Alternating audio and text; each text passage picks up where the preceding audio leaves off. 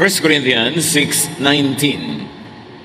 Do you not know that your bodies are temple of the Holy Spirit, who is in you, whom you have received from God? Di nyo babatid na ang inyong katawan ay templo ng Espiritong Banal na sumasa inyo at tinanggap nyo mula sa Diyos. Love your body. Salamat, Panginoon, sa katawan na ibinigay nyo sa amin, na siyang nagiging tahanan ng inyong Espiritu at nagiging kasangkapan maging ng aming sariling Espiritu upang malasap namin ang ganda at sarap ng buhay at upang magawa namin ang mga gawaing iniatas nyo sa amin. Turuan nyo kami, Panginoon, na lalong maunawa ang kalooban nyo para sa aming katawan at nang laming masunod ang iyong magandang layunin. Linisin nyo po kami, patawarin sa aming mga kasalanan, at ngayon ay punuin nyo ng inyong karunungan nang masundan namin ang mga yapak ng iyong anak na si Jesus. Be our preacher, our teacher, our counselor. We ask you, Father, in the name of your Son, Jesus our Lord, our Savior, and our friend. Your body is wonderfully made. Yan dapat nating lalo at laging maalala. Na nilikha tayo ng Diyos, kaya napakabuti, napakaganda, napakainam ng ating katawan. Psalm 139:14, I praise you because I am fearfully and wonderfully made. Your works are wonderful, I know that full well. Karapat dapat purihin ng Diyos dahil napakainam ng pagkakalikha niya sa ating katawan, maging sa ating pagkatao. Your body was designed and created by God. Your body is sustained by God. Diyos ang lumikha at Diyos ang patuloy na nag-aalaga sa katawang ito. Your body is the temple of God's Spirit. Ang templo ng Diyos ay hindi tahanang bato, hindi muog, hindi pader, hindi building, hindi lugar, hindi bundok. Ang templo ng Diyos ay katawan ng tao na sumasamba sa Kanya. Genesis 2:7, Then the Lord God formed a man from the dust of the ground and breathed into his nostrils the breath of life, and the man became a living being. Nagiging banal ang lupang katawan dahil ito'y tinatahanan ng Espiritong nagmula sa Diyos. 1 Corinthians 6:19, Do you not know that your bodies are temples of the Holy Spirit who is in you, whom you have received from God? Isang tanong na may kasamang mariin na pagpapahalaga sa katotohanan na ang katawan ng tao ay mahalaga at ito'y pinapahalagahan maging ng Diyos. Meron tayong dapat laging maalala tungkol sa katawan na ibinigay sa atin ng Diyos, that your body loves you. It is always working to keep you alive. Mahal ka ng iyong katawan. Kahit tulog ka, hindi tumitigil sa pagtiwak ang iyong puso, pumping blood to the outermost parts of your body. Kahit tulog ka, hindi tumitigil sa paghinga ang iyong mga baga. Kapag nasugatan ng iyong katawan, ang iyong dugo ay naaampat, hindi tumitigil ang paglilingkod sa ating katawan. Your blood circulates, bringing nourishment to every part of your body. Kahit hindi mo alam, your hair and your nail grows. Your immune system is always defending you and fighting you against invaders, against infection. Your stomach always digests your food, and your senses are always working to defend, warn, protect, and even please you. Hindi tumitigil sa paglilingkod ang katawan na ito. Ano man ang ating kinakain, sinasala ng ating atay. Ano man ang ating ginagawa, ikinokorek, binabalanse ng ating katawan. Pag pagod ka na, pinapaantok ka ng iyong katawan para ipahinga mo siya. Dahil hindi siya pwedeng abusuhin ng sagad-sagaran. Pagka sobra na ang tulog mo, ginigising ka na. Pagka nga ikaw ay nanganganib, pag natutulog ka, ginigising ka ng iyong katawan. Pagka nga maiihi ka na, ginigising ka pa rin ng katawan mo para gawin mo na yon. Mahal na mahal tayo ng ating katawan at inutusan ng Diyos ang ating katawan na tayo'y mahalin. At inutusan din ang katawan na mahalin ang isa't isang bahagi nito. Galing yun sa may likha. 1 Corinthians 12:24-26. Although it has a spiritual value, but first of all, it has a physical value. God has put the body together. Its parts should have equal concern for each other. If one part suffers, every part suffers with it. If one part is honored, every part rejoices with it. Nagtutulungan. At sabi nga sa kasabihan ng matatanda, ang sakit ng kalingkingan, ramdam ng buong katawan. Nagtutulong-tulungan ng bahagi ng ating mga katawan para mabigyan tayo ng napakagandang serbisyo. Kaya pagkakakain ka na, Ang halos lahat ng dugo ng iyong katawan pumupunta sa iyong digestive system para tunawin ang iyong pagkain. Kaya ka inaantok pagkakain kasi nababawasan ng blood supply ang iyong brain, nagpupunta kasi sa stomach. Nagtutulungan sila, nagbibigayan. At ito ay kalooban ng Diyos. Kaya naman napakahalaga na pag tayo nagpapagamot, especially in this day and age of specialization, dapat tinitingnan mo yung buong katawan, may nag-aalaga ng buong katawan. Kasi kung minsan, nagpapagamot ka lang sa isang espesyalista, halimbawa sa puso, o espesyalista sa balakang, o espesyalista sa buto, pagka hindi mo binantayan, baka mapabayaan yung atay mo, at siya ang magdala ng lahat ng gamot na kinakarga doon ng specialist, kasi nga kanya-kanyang espesyalisasyon. Pero dapat, merong general practice para maalagaan ang bawat bahagi ng katawan na hindi pinapagaling mo yung isang bahagi ang nagduro sa yung kabila. One of the bad side effects of specialization, pagka hindi naging mapag-ingat ang tumitingin sa atin. Ephesians 4:16, again another physical reading of an otherwise also a very spiritual reading. Under His control, all the different parts of the body fit together, and the whole body is held together by every joint with which it is provided. So when each separate part works as it should, the whole body grows and builds itself up through love. Of course, it can also refer to the church as a body of believers. But first and foremost, it has a physical meaning. Na pag nagtutulungan ng bawat bahagi ng katawan, ang katawan sa kabuuan ang nakikinabang. Kaya hindi ka dapat magpasarap sa dila mo na kain ka ng masarap na maalat, tapos nagkakaroon ka ng mga bato. Nagkakasakit ka at nahirapan yung iyong atay. Pinapasarap mo lang ang iyong bibig, ang iyong panlasa, kakakain ng sobrang tamis, nagdurusa naman ang dugo mo, tumataas ang blood sugar, nagkakaroon ka ng diabetes. Dapat nagtutulungan ang bawat bahagi ng katawan at hindi kinukonsinti lang o pinapasarap yung isa lamang at the expense of other parts. Your body heals and restores itself. Wala kang kamalay-malay, yung sugat mo gumagaling. Your body speaks to you about survival, health, and wellness concerns. Kaya may mga balat tayo na sensitive sa lamig o init, binibigyan tayo ng warning, mag-jacket ka, o magpaypay ka, o maligo ka, kasi nahihirapan ang iyong katawan sa extreme temperatures. Napaka-importante na nakikinig tayo sa ating katawan. Pag sobra tayong napapagod, nagpapahiwatig ang katawan, nanlalata, nanlalambot, inaantok tayo, kasi kailangan niya magpahinga. Your body loves you. So love your body back. Keep it alive and healthy. Ang pag-iingat, pag-aalaga sa katawan ay isang uri ng mataas na pagsamba sa Diyos. Dahil kung mahal mo ang Diyos, mamahalin mo ang ibinigay niya. Pag minamahal mo ang ibinigay niya, minamahal mo ang nagbigay. At iyon ay isang uri ng pasalamat, papuri, pagsamba. Keep your body clean. Outside. Sa panglabas muna, napakahalaga na laging malinis ang ating katawan na hindi naman problema ng marami Pilipino. Salamat na lang, nilikha tayo ng Diyos sa ating kultura, likas tayong mahilig maglinis ng katawan. Pero sa mga nakakalimot, dapat itong maalala. 2 Corinthians 7:1, we should stay away from everything that keeps our bodies from being clean. The physical body, and of course the spiritual body. Isaiah 1:16, wash yourselves clean. Dapat malinis lagi, para hindi tayo nasasalakay at nagugupo ng mga mikrobyo. And of course, keep your body clean inside. Sa ating mga Pilipino, karamihan sa atin, wala tayong problema sa paglilinis ng katawan ng panglabas. Pero kailangan nililinis din natin ang loob. Feed your body with healthful foods and drinks. Ligo ka ng ligo, pabango ka ng pabango, ang linis-linis mo, tapos umiinom kang lason. Yung mga kung ano-anong mga sobrang carbonated, sweetened, artificial, chemical drinks. Mga inumin na nagpapanggap na juice. Pag nakita nyo, pineapple drink, hindi yun pineapple juice, kaya nga ang tawag drink. Fake na juice yun. Baka may isang patak na juice at may pakulay, may artificial flavoring, maraming sugar, inom ka ng inom, pinaparumi mo ang loob ng iyong katawan. Inom ka ng inom ng mga sobrang daming asukal, daming kulay, minsan jobos na yata ng sapatos ang nakalagay sa tosino. Kailangan pinag-iingatan yung mga artificial na yan. Every unhealthful matter that enters your body is to be filtered, processed, eliminated, or endured by your body.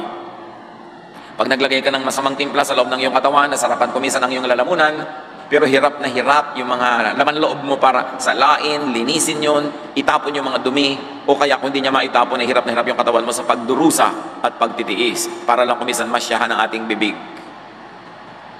Gaano katigas ang mga ulo ng pinipigil kumain ng sobrang alat at bagoong, tapos yung parin at yun ang kinakain na para walang naririnig na turo. Pagkatapos, masakit ang ulo, nahihilo, masakit ang katawan, tumitibok ang puso, naatake sa puso, pero ayaw tumigil, kakakain ng pinagbabawal. Pagka dapat hindi nakikinig sa payo, pag nagkasakit, hayaan manigas. Dahil matigas ang ulo, pinahihirapan ang katawan. Bakit dapat laging pagbigyan ng bibig? Napasukan lamang at masarap lamang hanggang bibig, pero pag lumampas na sa lalamunan ng maling pagkain, laso na sa iyong katawan. Daniel 1:8. But Daniel resolved not to defile himself with the royal food and wine. Sila Daniel ay mga panauhin ng hari ng Babylon sa kanyang palasyo. Pinapakain ng mga pagkain ng hari, pero minabuti niyang wag kasi iniisip niya at alam niya at naniniwala siyang makasasama sa kanyang katawan. Kaya tinanggihan niya ang ganung uri ng pagkain. Si Timothy, lagi nilang siraan tiyan. Ang payo sa kanya ni Paul, 1 Timothy 5:23, stop drinking only water. Take a little wine to help your stomach trouble and other illnesses you always have.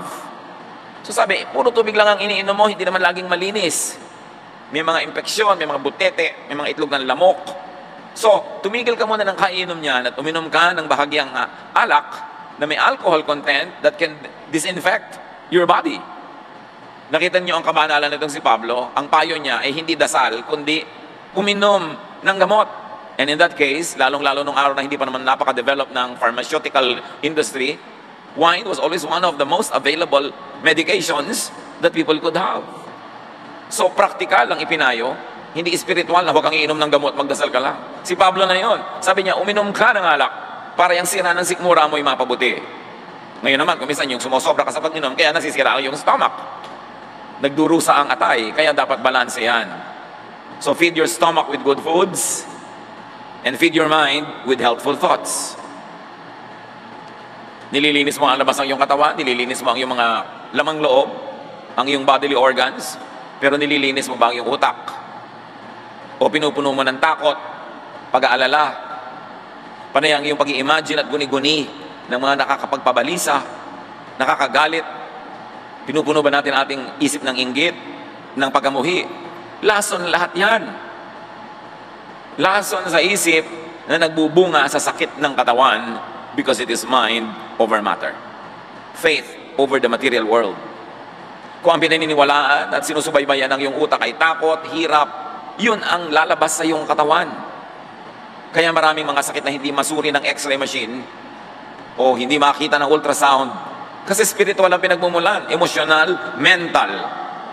Philippians 4:8, keep your minds on whatever is true, pure, right, holy, friendly, and proper. Don't ever stop thinking about what is truly worthwhile and worthy of praise. Ituon ang isip sa mga bagay na mabuti, maganda, banal, tama, nakabubuti para sa iyo, at karapat-dapat. Sabi, huwag kayong tumigil ang kaiisip ng mga bagay na makabuluhan at sukat ipagpuri. Hindi ipagreklamo, ikalungkot, ikainis.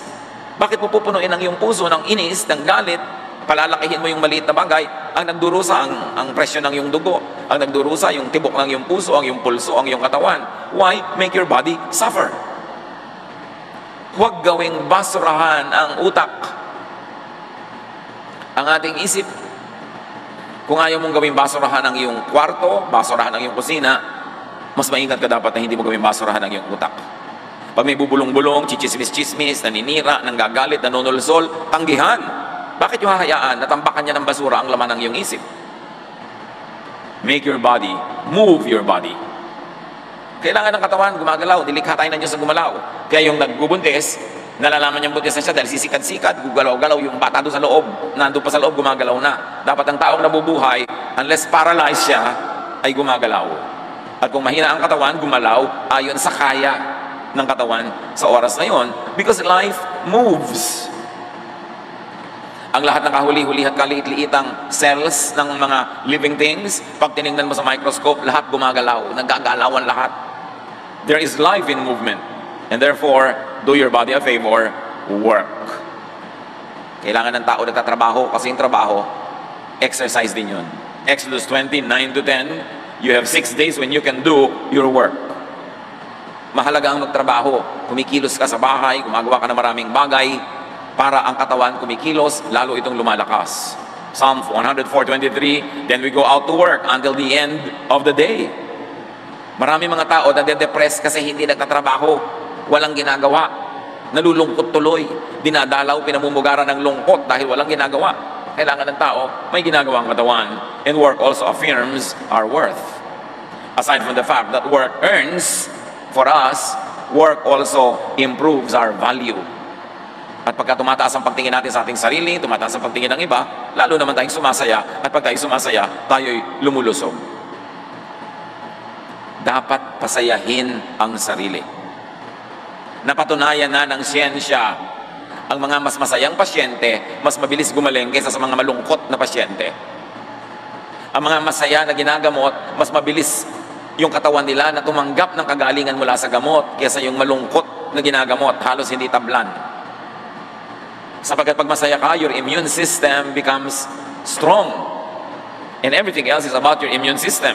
Ang lahat ng sakit na nagsisikap na pumasok at gumupo sa ating katawan, yung ating immune system ang lumalaban doon. At ang taong mga masayahin, malakas ang immune system, malakas ang naturalesa. Kaya dapat pinapasaya ang sarili. Yung iba naman masaya na nga, pinapalungkot pa. Malungkot na nga, mas pinapalungkot pa. Pag dinadapuan ka ng lungkot, itaboy mo agad. Kailangan pasayahin mo ang iyong sarili. Huwag kang lagi magdramang bukid. Huwag kang lagi mag-isip ng mga sentimiento, mga nakakalungkot, mga pagsisisi, hinanakit, galit, puot. Kasi magkakasakit ka. In fact, sakit na nga yun. Sakit na yun ang utak. At ang sakit ng utak ay napakabilis maghawa sa katawan. Exercise. Sa abot ng iyong kaya, dapat ang tao ay nag-e-exercise. Bago umuso ang mga machine, maraming exercise ang tao. Pero ngayon, lahat na, pati ba naman pagbubukas lang ng TV, paglilipat ng channel, remote na, hindi na tumatayo, hindi na gumagalaw ang tao. Kaya napakaraming mga ginagawa yung katawan na ang ending, tumatamad, nade-depress, humihina. 1 Timothy 4:8, exercise is good for your body. Ang taong maka-Diyos, nag-e-exercise. Sabihin nyo nga sa katabi nyo, with feelings, hindi na dadaan sa dasal lang lagi. Maka-Diyos ka pala, mag-exercise ka. Bahagi yon ng tamang pananampalataya. Ulitin nyo pa. Ganyan, may kasama dapat panlilisik ng mata. Lalo't alam nyo yung kausap nyo, napakatamad mag-exercise. Tapos upo ng upo, kain ng mga kung ano-ano mga sitsirya. Aba, ba't di ka nalang tumalon sa building nang madali ang yung pagpapakamatay? Kasi pinapatay mo ang iyong katawan. Very importantly, dance. Magsayaw kayo mga kapatid. Minasama kasi ng mga relihiyoso yung sayaw nito mga nakaraang huling daang taon. Samantalang nung unang panahon, ang pagsasayaw ay talagang kasama sa pagsamba, minasama ng mga conservative westerners yan. Hindi ibig sabihin nun, tama sila. Kaugalian lang nila yun. Ecclesiastes 3:1-3, everything on earth has its own time and its own season. There is time for dancing. Bahagi yun ng isang maka-Diyos na buhay. Kasi ang katawan natin, binigyan ng Diyos ng rhythm. Nakakarinig ka lang nga ng tugtog, napapaganon yung katawan mo dahil sumusunod, nilikha. Ang bata, hindi mo tuturo ang sumayaw. Pag nakarinig ng tugtog, sasayaw. Tapos maraming mga relihiyoso ngayon, bawal sumayaw. Bawal umindak, bawal umugoy-ugoy na ganon. Para sa kanila, pag banal ka, dapat bato ka. Imbento lang nila yon, hindi yun galing sa Diyos. Galing lang yon sa kanilang conservative backgrounds and they're passing it on as spirituality and godliness. No. Version lang nila ng spirituality yon at huwag kayong pabulag sa ganong mga ideya. Do not demonize dance. Katulad ng do not demonize rest, enjoyment, pleasure. Ang pagmamasama sa sayaw, sa sarap, pagpapasarap, pag-enjoy, Gnosticism yan. At pag-uusapan natin mamaya yan, napakahirap i-spellin at i-pronounce the word na yan. Gnosticism. Sabihin mo nga sa katabi mo. Tandaan nyo yan. Psalm 150 verse 4, praise Him with dancing.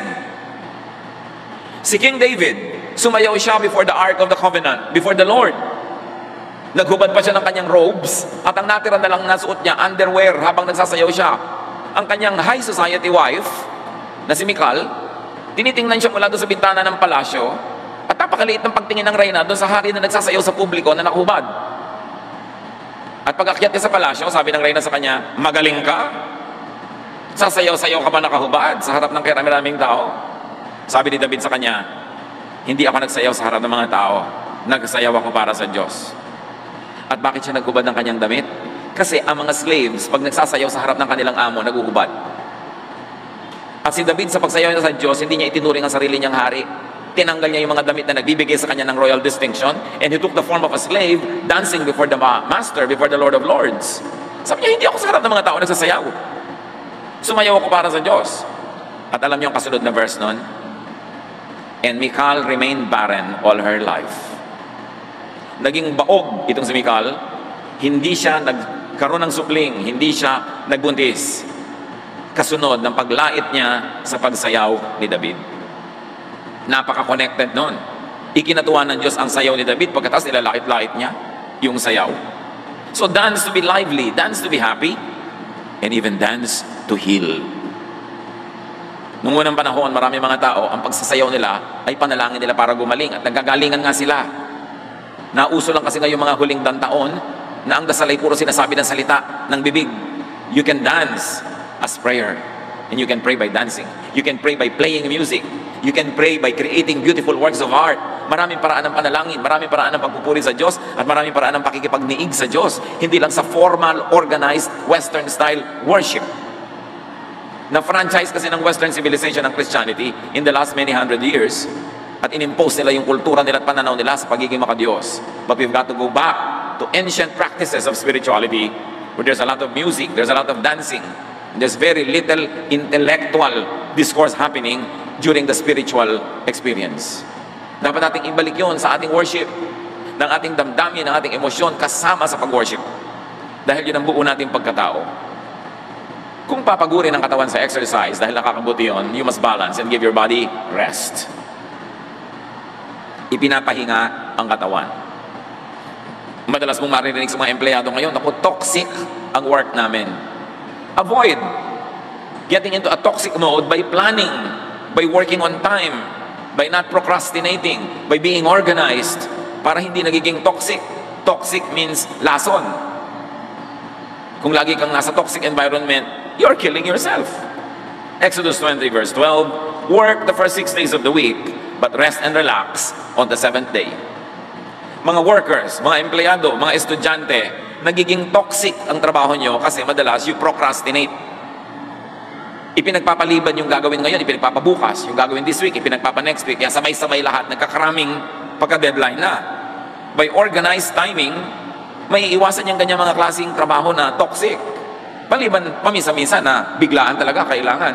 Pero madalas yung mga nagsasabing toxic, kulang sa planning, kulang sa organization, kulang sa pagsisimula sa oras. Importante na nagpapahinga. Ang sobrang napapagod, nade-depress. Tulad ni Elijah, sa pagod, gusto nang mamatay. Nung nakatulog ng konti at nakakain ng konti, gusto na uling mabuhay. Pagod lang pala, gutom lang pala. 1 Kings 19:7, the angel of the Lord came back a second time and touched him and said, get up and eat, for the journey is too much for you.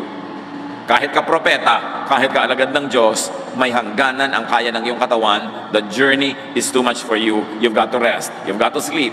And after sleeping a while, get up, eat, and sleep again. Eh kung yun, super prophet na, tayo pa kaya ng mga karaniwang tao ang hindi mangangailangan ng tamang pahinga. Mark 2:27, Jesus finished by saying, people were not made for the good of the Sabbath. The Sabbath was made for the good of people. Yung mga tao kasi sa sobrang pagiging relihiyoso, naging amo na nila yung pag-observe ng Sabbath. Sabi ni Jesus, baliktad, ibinigay ang Sabbath para sa inyong kapakanan, hindi para paglingkuran nyo siya. So gawin nyo during the Sabbath kung anong nakakasiya, nakakalugod, at nakakapagpasaya sa inyo. Para sa inyong kabutihan yan, hindi yan amo. People of God, give your body enjoyment, pleasure. Reward yourself. Reward your body. Si Solomon na binigyan ng iba yung katalinuhan, hindi niya na-miss yung mahalaga. Sabi niya sa Ecclesiastes 2:10, I denied myself nothing my eyes desired. I refused my heart no pleasure. My heart took delight in all my labor, and this was the reward for all my toil. Well, hari naman kasi siya, kaya marami siyang ma-afford na pleasures. So within what you can afford, please yourself, please your body, and don't feel guilty about it. Yan nga yung pinag-uusapan natin kanina na Gnosticism. Recognize and be free from the Greek anti-body philosophy. Itong Gnosticism ay inimbento ng mga Greeks na halos maitutumbas mo ang katuruan na ito sa kontra siya sa katawan, kontra sa sarap ng katawan, kontra sa layaw ng katawan. Post-Jesus Christianity and to some extent Judaism were both influenced by a philosophy of the first century known as Gnosticism. From the Greek gnosis, meaning knowledge. Ang kultura ng Israel ay hindi purely Israelite. Ang kultura ng Israel ay nakikipag-ugnayan, may impluensya ng mga kapitbahay niya sa habang panahon. At isa dito na naka-influensya sa kanya ay Greece, of course, because it was a very major civilization. And the major philosophy of Greece for a long time before Jesus was born and during was Gnosticism. Gnosticism drew its core doctrine from Plato's dualistic contrast between the invisible world of ideas and the visible world of matter. Isa sa mga pinakamalalaking philosophers ng Greece, si Plato. At si Plato, pinaghiwalay niya yung nakikita at di nakikita. Pinaghiwalay niya yung mundo ng mga ideya, diwa, mga hindi nakikita, sa mundo ng katawan, ng lupa, ng bato, mga nakikita. So sa kanya, dalawa ang mundo, the invisible and the visible, the spiritual and the physical. And Plato's dualism created in Gnosticism a doctrine that equated matter with evil and spirit with good. Platonic idea yon, hindi yun Jesus idea. Sa paghihiwalay ni Plato ng mga katotohanan na nakikita at di nakikita, physical at non-physical or spiritual, minasama niya ang physical at minabuti niya yung spiritual. Kay Plato, lahat ng nahihipo, nakikita, nasusukat, may timbang, nayayakap, natatapakan, nasasandalan, lahat ng bagay na material ay masama. At sa kanya, ang mabuti lang ay yung mga bagay na nandun sa daigdig ng isipin, ng ideya, nandun ang espiritu. Pero ideya yun ni Plato, hindi yun ideya ng Diyos.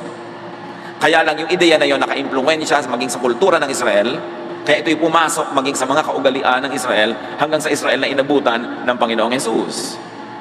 And out of this equation, that spirit is good, matter is bad, came two opposite modes of conduct.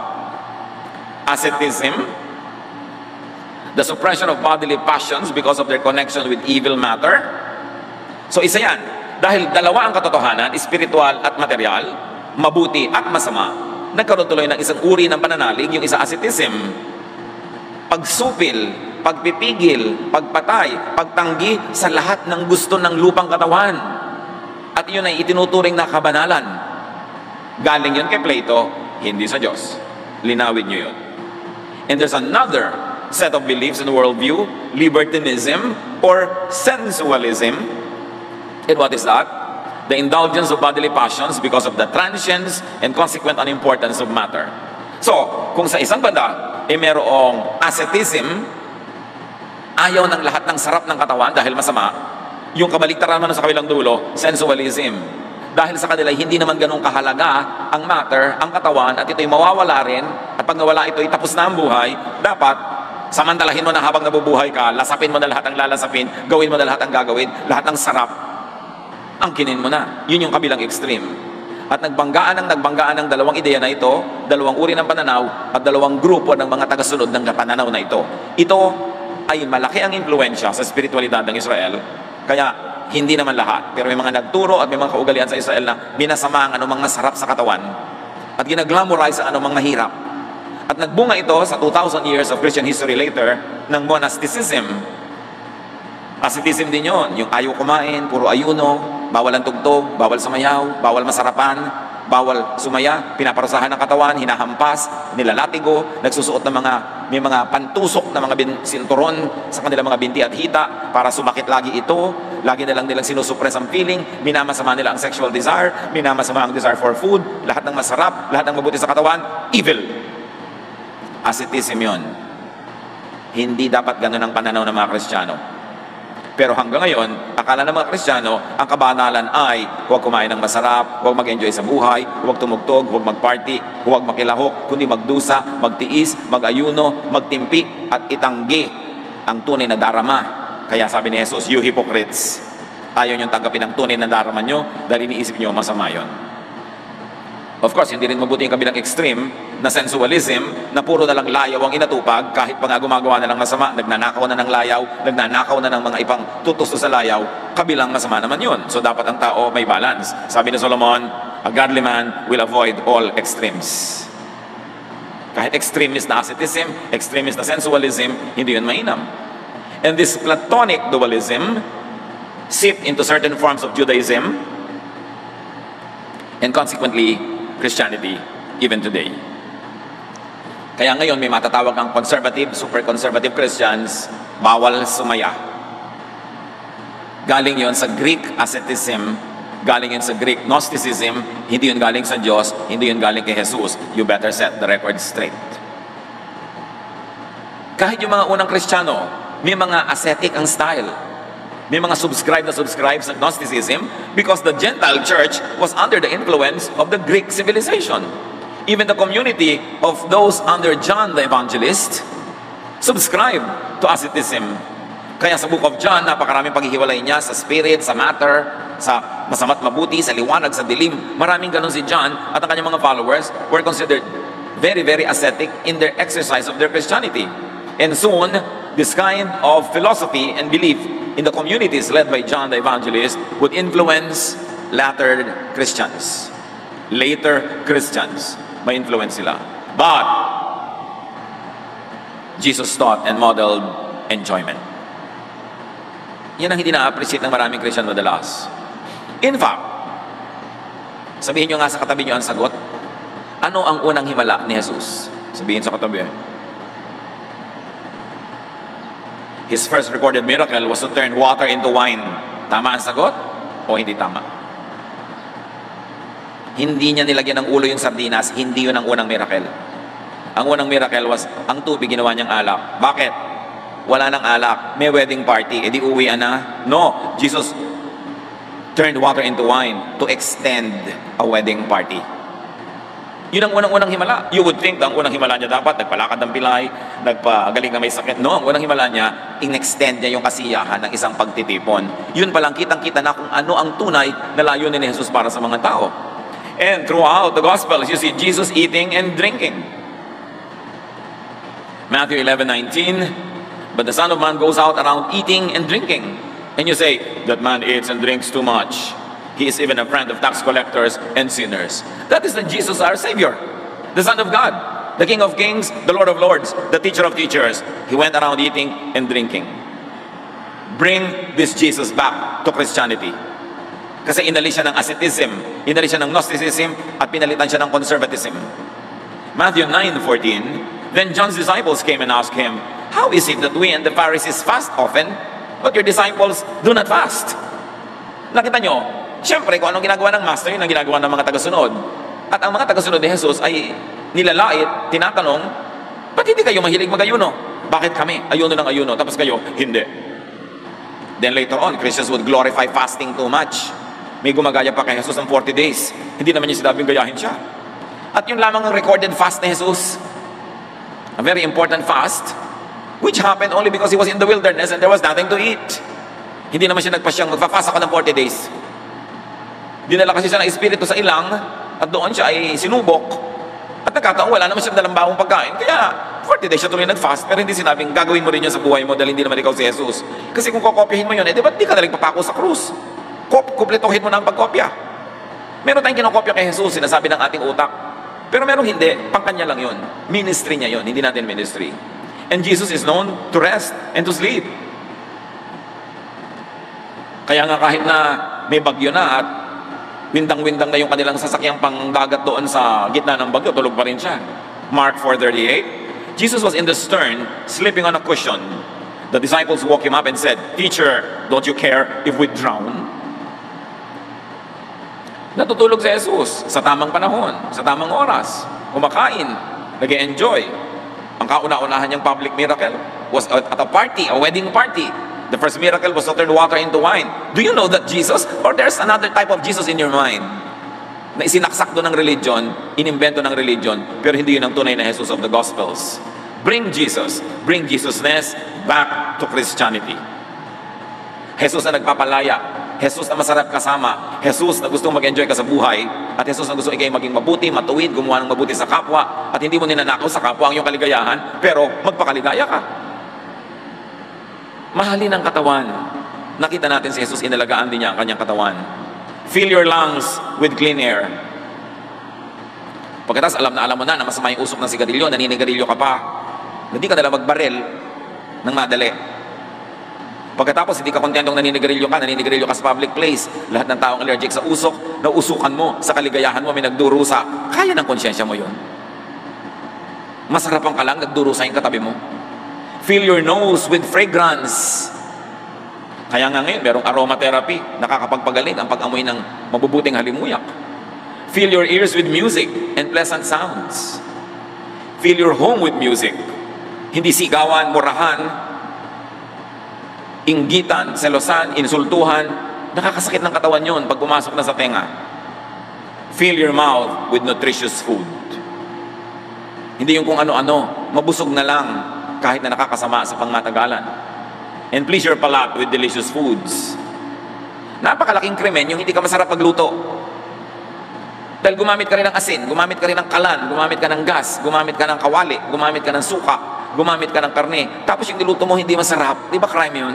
Sayang naman ang ibinigay sa iyong mga gamit galing sa planeta, pagdaan sa iyong pagluluto, hindi masarap. Dapat masarap. Kakain ka rin lang, sarapan na. Pinag-aaralan mo kung paano maggisa ng masarap. Yung tuyong-tuyo na yung kamatis sa gisa bago mo ilagay yung igisa mo. Hindi sariwang-sariwa pa yung kamatis, ihuhulog mo na yung igisa. Hindi masarap yon. Kailangan pinag-aaralan mo yung style ng pagluluto. Hindi yung bawang mo naging uling na bago mo isusunod yung sibuyas. Nakaka-cancer na yon. Dapat correct lang yung pagka-brown. Yung nagpapaksiw ka, hinahalo mo, dapat ang suka, hindi hinahalo hanggang hindi kumukulo para masarap. May art ang pagluluto, binibigyan ka ng Diyos ng mga gamit, tapos wawaldasin mo, hindi masarap ang luto mo. It's a crime. Please your eyes with beautiful vistas. Dapat inaayos natin yan hanggang kaya ng ating bulsa, kaya ng ating lakas, inaayos mo yung bahay mo. Hindi yung kama mo abstract dahil nandun yung kawali, nandun yung hangir, nandun yung sapatos, nandun lahat. Ang gulo-gulo. And please your skin with nourishing sensations. Minsan yung kumot mo, hindi natatabla ng apoy sa dumi. Aba naman, labhan mo, pabanguhin mo para hihiga ka dyan, masarap humiga. Dahil 8 hours or 6 hours ka nakahiga dyan, tapos maligas-gas. Meron pang mga kuto, at meron pang kung ano-anong tamtak sa loob. Kailangan pasarapin mo ang iyong buhay. Kasi ang buhay bigay ng Diyos. At gusto ng Diyos mag-enjoy ka sa buhay. Pero kailangan meron kang sipag. Importante, sa lahat ng ito, may pera ka. Kaya itinuturo ng Diyos, 6 days you will work, and on the 7th day you will rest. Kasi pag nagtatrabaho ka, you earn, na-afford mo yung good life. Hindi yung gusto mo good life, tapos nakaasa ka sa iba. Ecclesiastes 8:15, pinakamatalinong tao si Solomon, ang payo niya, so I commend the enjoyment of life. Because there is nothing greater for a person than to eat and drink and be glad. Then joy will accompany them in their toil all the days of the life God has given them under the sun. Sabi ng Contemporary English Version, there is nothing better than to enjoy our food and drink and to have a good time. Then we can make it through this troublesome life that God has given us here on earth. Sabi ni Solomon, hindi mo maiiwasan, maraming hirap, maraming lungkot, maraming dusa ang buhay. Pero para mo ito mapagtagumpayan, malampasan, malabanan, mag-ipon ka ng maraming saya at sarap sa buhay mo. Habang kaya, tuwing pwede. Para yung iniipon mong saya, yung iniipon mong sarap, doon ka mag-withdraw sa panahon na ikay nahihirapan, may problema, at merong pain. You've got to invest in your happiness, in your pleasure. That is Solomonic. Siya ang pinakamatalinong tao sa Old Testament. Tapos si Jesus sa New Testament, pareho silang nagsasabi, eat, drink, enjoy your life. Hindi bawal yan sa Diyos. Ang nagpabawal niyan, the Greek idea of Gnosticism, si Plato, na naka-influence sa maraming Hudyo, sa maraming Kristiyano hanggang ngayon. At akala nila, yung ganong pagdurusa at pagtitiis ng katawan ay galing sa Diyos. No, galing yun kay Plato. Corinthians 6:19-20. Do you not know that your bodies are temples of the Holy Spirit who is in you, whom you have received from God? You are not your own. You were bought at a price. Therefore, honor God with your bodies. Sabi, hindi nyo pag-aari ang mga katawan nyo. Diyos ang lumikha, Diyos ang may bigay, at Diyos din ang tumubos sa pamamagitan ni Jesus. Kung ganon, kung sinasamba nyo ang Diyos, pahalagahan nyo ang inyong katawan. Yan ay pagbibigay halaga sa Diyos. Yung pagbibigay halaga sa katawan, hindi ibig sabihin pagtanggi sa lahat ng gusto nito, pagtitiis. No, pagtanggi lang doon sa masama, sa nakakasama, at sa inaagaw at ninanakaw pa sa iba. Pero on all other innocent pleasures, enjoy your life. Because life is a gift from God. It is to be enjoyed. It is not to be problematized. Do not squander your health for wealth. Then later squander your wealth for health. Ano yung mga tongue twister na yan? Maraming tao habang bata, pinupudpud ang katawan, inuubos ang kalusugan para magkapera. At syempre, magkakapera naman kung pinalad. Pero may sakit naman, nagdusa ang katawan, kaya later uubusin mo rin lahat ng pera mo para ka lang magpagamot. Sayang. Dapat hindi mo pinapatay ang katawan para lang magkapera. Magkapera ka pero sa tama at balansing paraan, hindi yung sobrang pagtitiis, pagdurusa. Napakaraming mga halimbawa, mga nagtatrabaho sa ibang bansa, ang tagal-tagal nandun pagkatapos kakasakit. Pag uwi dito may sakit na, hindi na ma-enjoy ang inipon. Kasi araw-araw kinakain delata, nagtitipid para maipadala lahat sa Pilipinas.